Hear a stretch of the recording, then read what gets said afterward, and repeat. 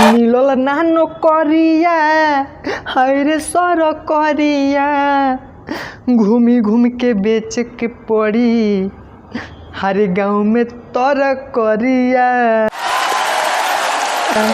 हसही हाल रही तो मिली ना छोकरिया।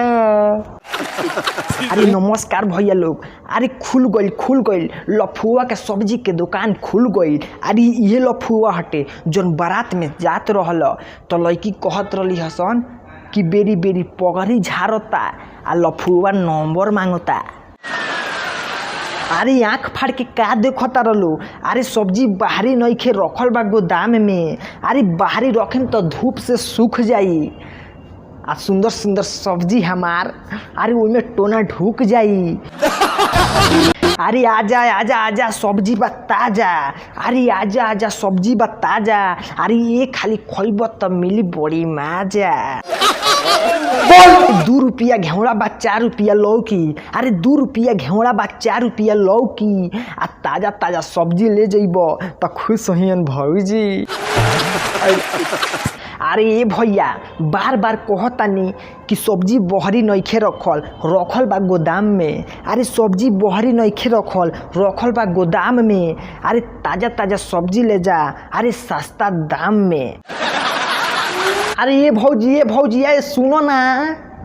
अरे पहिन के चल तारू मैक्सी।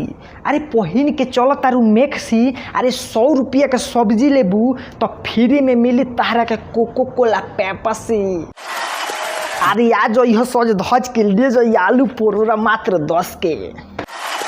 अरे ये भौजी इतना महंगाई में इतना सस्ता सब्जी कहीं ना भेटाई। अरे हो ताजा सब्जी बनैबू तो महक के तार पड़ोसियों मुँह चटकाई। अरे भाई हो वही बेरा से चिल्लातानी एको गो ग्राहक ना ओइले।